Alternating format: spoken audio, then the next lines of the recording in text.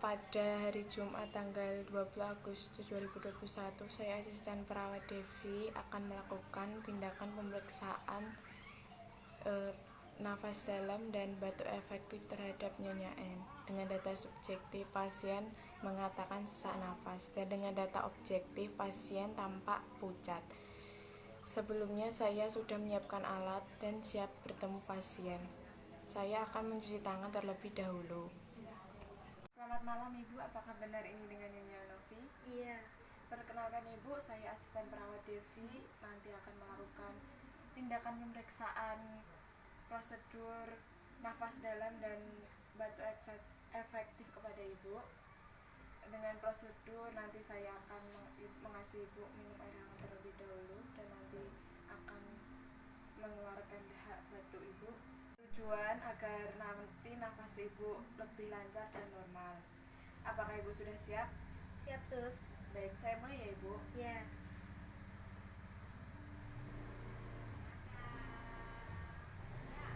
Baik Ibu, sebelumnya minum air hangat terlebih dahulu ya Ibu. Ini, Sus. Ibu nanti tangannya diletakkan di dada dan satunya di sini. Perut. Ya. Nanti saya hitung 3, nanti Ibu tarik nafas ya Ibu. Iya, Sus. Iya Bu, bisa dimulai ya Bu. Iya, Sus. 1, 2, 3. Baik Ibu, sudah selesai ya Bu. Iya. Ibu, saya lanjutkan untuk batuk efektif ya Ibu.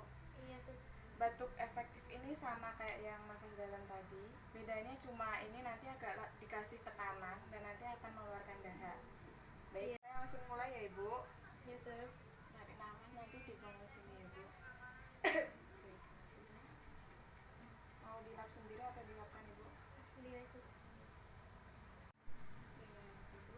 Baik Bu, ini sudah selesai. Nanti semoga lebih lanjut nafas Ibu lebih lancar dan lebih normal.